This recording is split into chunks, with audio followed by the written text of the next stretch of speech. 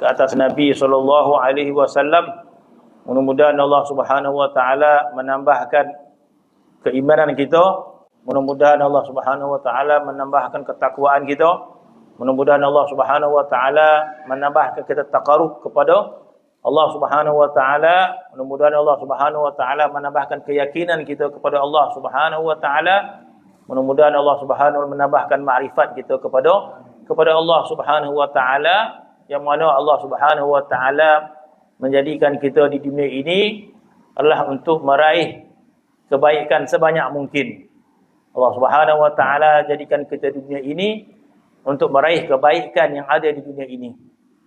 Allah Subhanahu wa taala menjadikan kita di dunia ini untuk menambahkan ilmu kita, untuk menambahkan amal kita, untuk menambahkan ketakwaan kita, untuk menambahkan taqarrub kita kepada Allah Subhanahu wa taala. Maka tidaklah seseorang itu mendapat darajat di akhirat nanti kecuali pencapaian yang didapat dekat dunia ini.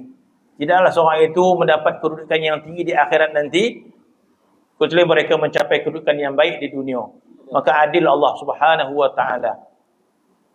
Kemuliaan di akhirat itu mengikut kemuliaan kita di dunia ini. Sekadar manakah kita taat kepada Allah Subhanahu wa taala, setakat manakah kuatnya mujahadah kita kepada Allah Subhanahu wa taala, maka qadar itulah Allah Subhanahu wa taala memuliakan kita.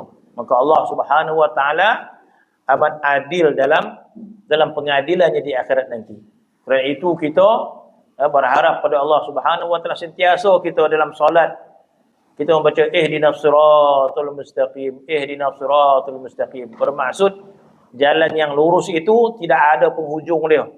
Tidak ada berhenti dia. Walaupun kita dah solat, walaupun kita dah puasa, walaupun kita dah baik dah, tak ada kelai-kelai orang dah dan sebagainya, tetap kita minta ihdinas siratal mustaqim, ihdinas siratal mustaqim. Hatta Nabi kita sallallahu alaihi wasallam, Nabi kita telah mencapai kemuncak derajat yang mulia, maka tetap Nabi salat dan mengucap ihdinas siratal mustaqim, tunjukkan kami jalan yang benar, jalan yang lurus. Bermaksud kehidupan kita di dunia ini sentiasa dituntut untuk menambahkan kebaikan, menambahkan kebaikan.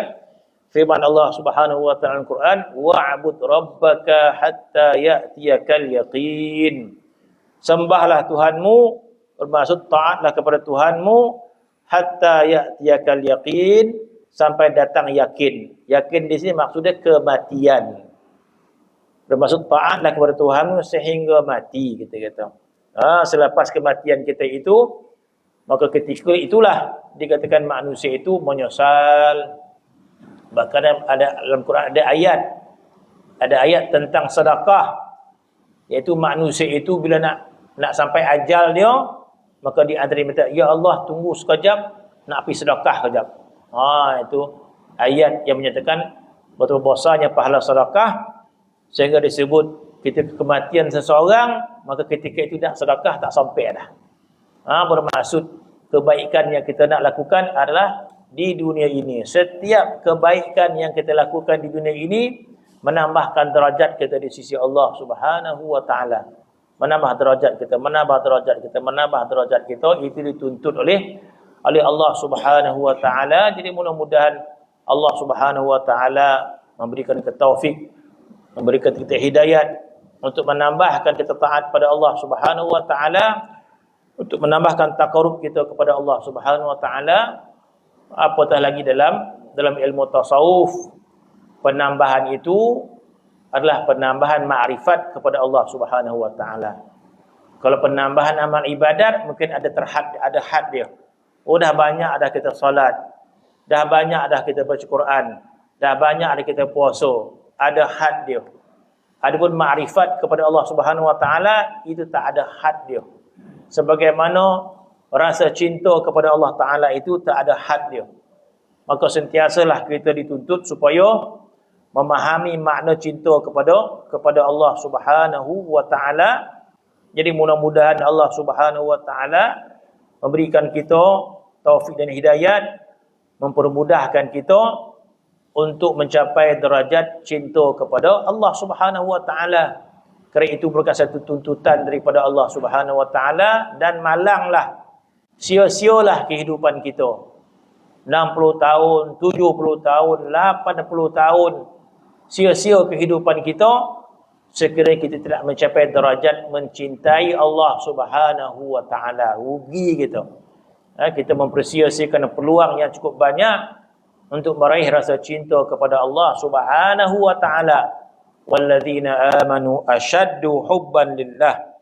Orang beriman itu bersangatan cintanya kepada Allah. Bermaksud orang yang beriman, benar-benar beriman kepada Allah Subhanahu wa taala, asyaddu hubban lillah, bersangatan cintanya kepada Allah Subhanahu wa taala.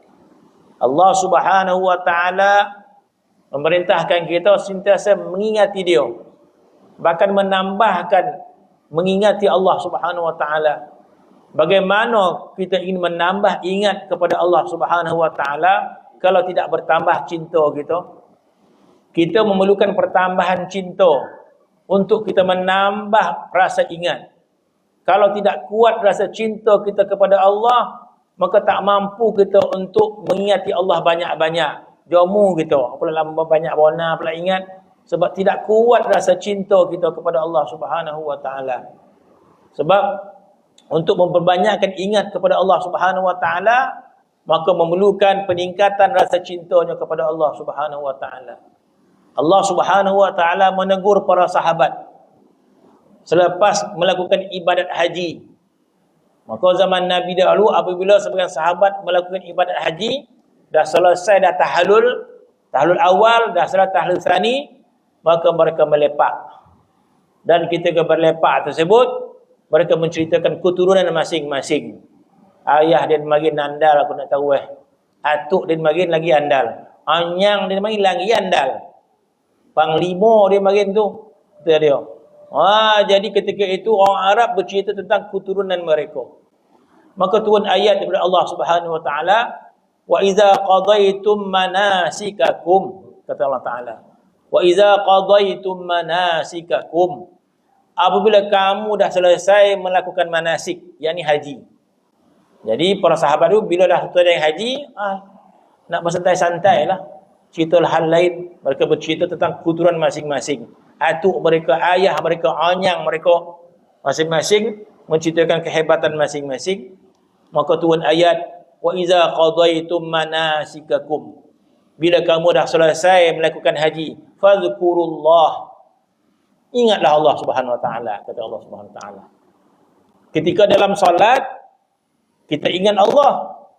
Dah solat, Tuhan suruh ingat Allah Ta'ala balik. Apa maksud dia? Bermaksud, ingatan kita kepada Allah dalam solat, kaifiat dia berbeza.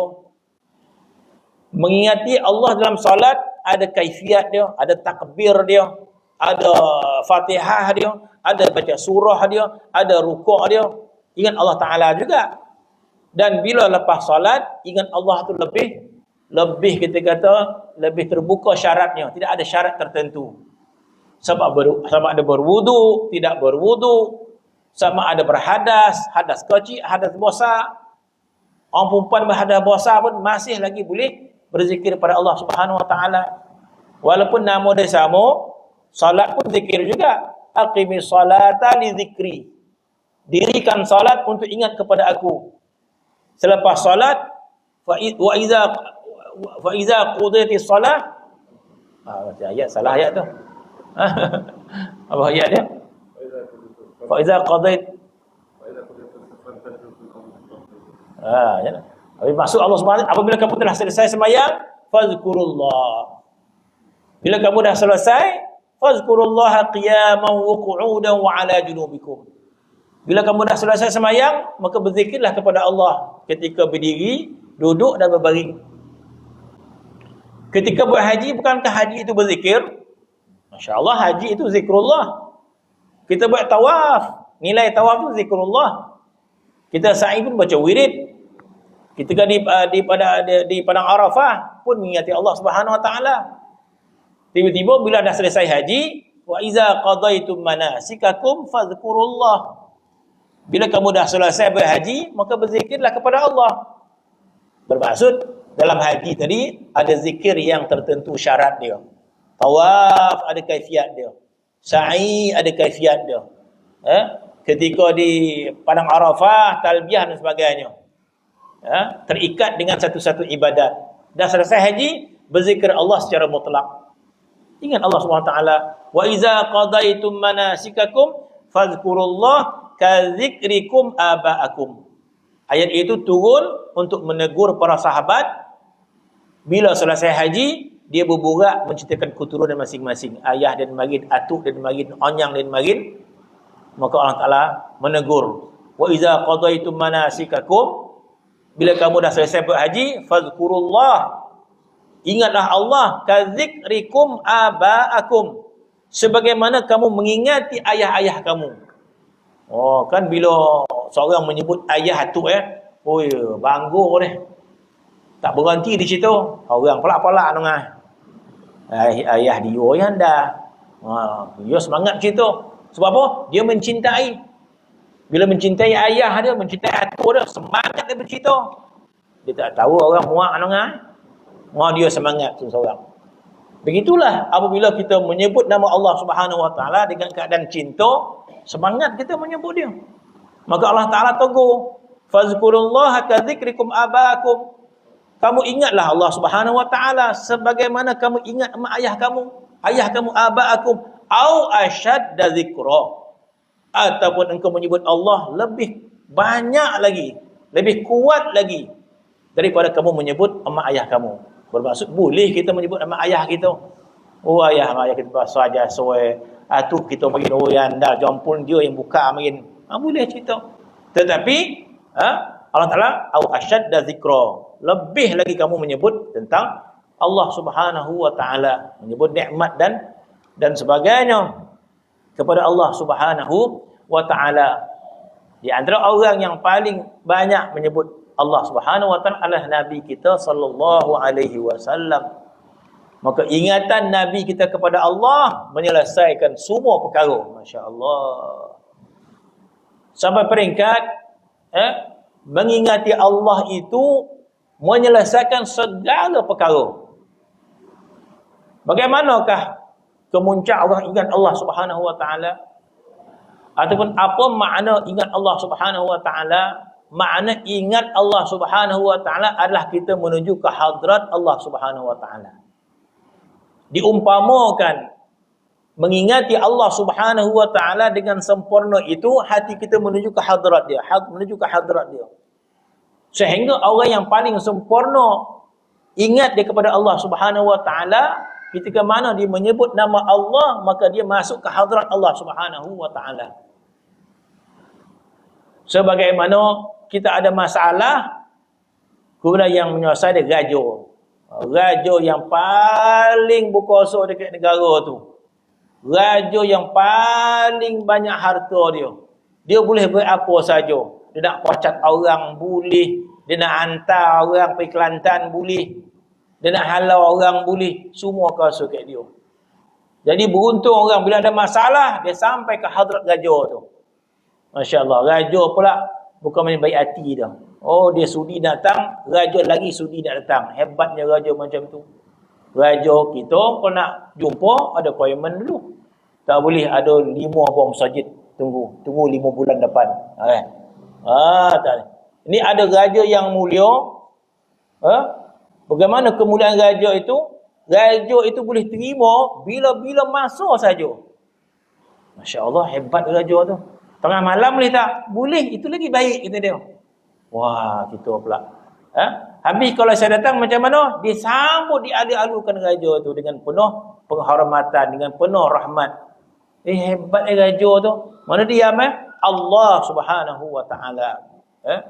Allah Subhanahu Wa Ta'ala begitu keadaan dia. Jadi bila orang ingat Allah Subhanahu Wa Ta'ala, bukan sekadar begitu sahaja. Sebab tu bila orang ingat Allah Subhanahu Wa Ta'ala, dituntut kita supaya membawa hati kita ke hadrat Allah Subhanahu Wa Ta'ala. Bukan sekadar begitu sahaja. Bila hati kita menuju ke hadrat Allah Subhanahu Wa Ta'ala, maka hati kita berada di hadrat Allah Subhanahu Wa Ta'ala.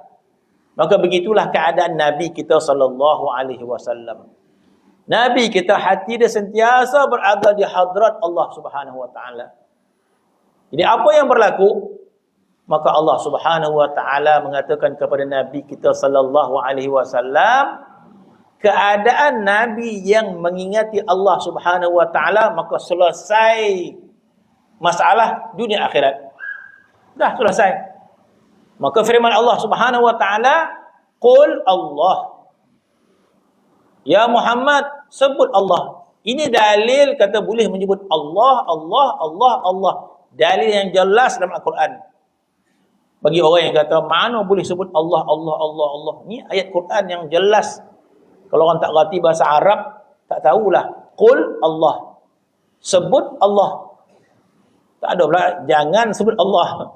La taqul Allah. Tak ada. Yang Quran kata, la taqul Allah. Yang ada, qul Allah. Qul huwallah ada. Maksud kita boleh menyebut huwallah, huwallah, huwallah. Sebut qul huwallah. Sebutlah huwallah. Boleh.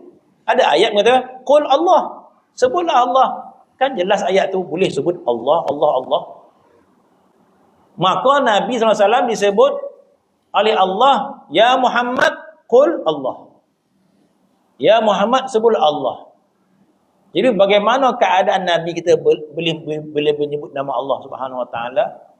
Jadi Nabi kita bila menyebut nama Allah penuh dengan musyahadah kepada kebesaran Allah Subhanahu wa taala.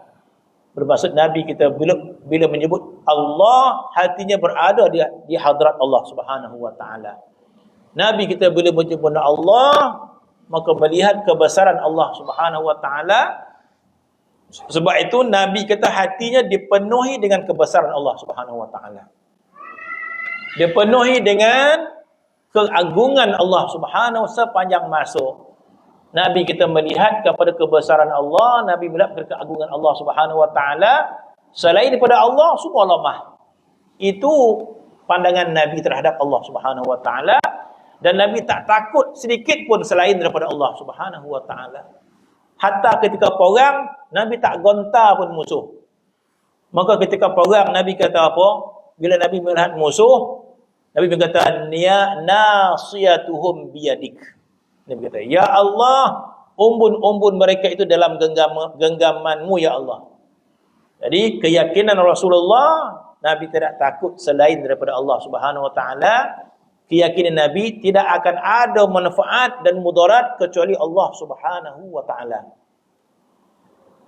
Kalau Khalilullah, kalau Nabi Ibrahim alaihi salam, mana lebih tinggi derajat Nabi Ibrahim dengan Nabi kita Muhammad sallallahu alaihi wasallam? Mana mungkin Nabi Muhammad itu rendah derajat dia? Sebab dia Sayyidul Anbiya. Nabi kita ni penghulu segala Nabi. Jadi tidak ada makna penghulu segala Nabi kalau iman dia lebih rendah, keyakinan dia lebih rendah. Maksud Nabi ni Sayyidul Mursalin, Sayyidul Anbiya. Sudah tentulah iman Nabi ni yang paling tinggi. Keyakinan Nabi paling tinggi. Itu maksud Sayyidul Mursalin. Kita lihat bagaimana keyakinan Nabi Ibrahim alaihissalam terhadap makhluk ini. Nabi Ibrahim alaihissalam begitu kuat keyakinan kepada Allah Subhanahu wa taala sehingga dia tidak gentar pun api yang ada di hadapannya. Masya-Allah. Kalau kita dah pasti binasa lah, kita kata. Binasa lah. Tetapi begitu kuatnya keyakinan Nabi Ibrahim alaihissalam, keyakinan dia la yadurru wa la yanfa' illa Allah. Keyakinan tidak ada mudarat, tidak ada maaf kecuali dengan Allah Subhanahu wa taala. Itu keyakinan Nabi Ibrahim alaihissalam. Sebab tu dia tak gontar sedikit pun ketika dihumban ke api. Tak gontar. Jadi kalau begitu, bagaimana Nabi kita sallallahu alaihi wasallam? Maka bagi itu sempurna Nabi kita sallallahu alaihi wasallam. Nabi tak takut sedikit pun ketika perang dengan musuh, sehingga Nabi mengatakan nasiyatuhum biyadik. Umbun-umbun mereka itu engkau yang pegang, ya Allah. Kalau engkau tidak izinkan, maka mereka tidak boleh mudarat sedikit pun. Begitulah kuatnya keyakinan Nabi SAW. Bermaksud Nabi itu boleh menyebut nama Allah penuh dengan penyaksian kebesaran Allah, kekuatan Allah Subhanahu wa taala. Sentiasalah begitu keyakinan Nabi sallallahu alaihi wasallam. Itulah kisah yang kita cerita. Kita kepada musyrikin menghulurkan pedang di leher Nabi dalam keadaan Nabi tak ada senjata. Sekadar nak tengok Nabi ni gontar ke tak gontar. Nabi sedikit pun tak gontar. Walaupun pedang berada di leher dia, Maka musuh tu bertanya, "Ya Muhammad, siapakah yang boleh menyelamatkan engkau?" Dengan penuh keyakinan Nabi kata, "Allah." Maka kata-kata Allah yang keluar daripada mulut Nabi itu dengan penuh keyakinan, dengan penuh musyahadah, dengan penuh menyaksikan kebesaran Allah Subhanahu wa taala, mengecil semua selain daripada Allah Subhanahu wa taala. Maka keluar kalimah keyakinan begitu, orang musyrikin tadi pula yang menggelotar tangan dia mendengar kalimah Allah yang yakin keluar daripada Nabi sallallahu alaihi wasallam. Maka apa kata Allah Subhanahu wa taala kepada Nabi kita? Qul Allah. Ya Muhammad, sebutlah Allah dengan penuh sempurna, summa dharhum fi khawdihim yal'abun. Kemudian biarkan orang lain hati mereka itu bermain-main. Maksudnya bermain-main ini lara. Masya-Allah, hati kita ni lara. Walaupun kita menyebut nama Allah Subhanahu wa taala, kita tidak menyebut nama Allah Subhanahu dengan penuh ta'zim, dengan penuh kebesaran. Maka itu di atas kecuaian kita, kelemahan kita, sebab hati kita lebih hampir kepada sesuatu yang lain daripada Allah Subhanahu wa taala. Kenapa hati kita tidak hampir kepada Allah? Kenapa hati kita tidak hampir di hadrat Allah? Jawapannya sebab hati kita hampir kepada yang lain daripada Allah taala. Bermaksud kita sendiri yang pilih. Kita sendiri yang pilih. Kita sendiri yang sengaja ingat sesuatu yang lain daripada Allah Subhanahu wa taala. Kita sendiri yang sengaja untuk membesarkan yang lain daripada Allah Subhanahu wa taala. Kita sendiri yang membiarkan hati kita untuk membesarkan yang lain daripada Allah Subhanahu wa taala. Bermaksud kita sendiri yang memilih untuk kita menghindarkan hati kita untuk berada di hadrat Allah Subhanahu wa taala. Jadi bila kita mengingati Allah Subhanahu wa taala dengan sempurna, maka selesai semua masalah. Maka segala-galanya Allah Subhanahu wa taala memberikan penyelesaian kita di dunia akhirat. Bukankah Allah Subhanahu wa taala menjanjikan secara umum, "May yattaqillaha yaj'al lahu makhraja wa yarzuqhu min haitsu la yahtasib wa man yatawakkal 'ala Allahi fa huwa hasbuh." Barang siapa bertakwa kepada Allah Subhanahu wa taala, Allah taala akan selesaikan masalah dunia dan akhirat. Begitu. Bermaksud tidak adalah makna ketakwaan kecuali kita menghampirkan diri kita kepada Allah Subhanahu wa taala. Jadi mudah-mudahan Allah Subhanahu wa taala memberikan kita kefahaman, memberikan taufik hidayat. Amin ya rabbal alamin. Bismillahirrahmanirrahim. Rabbil alamin wassalatu wassalamu ala asyrafil mursalin. Alhamdulillahi rabbil alamin.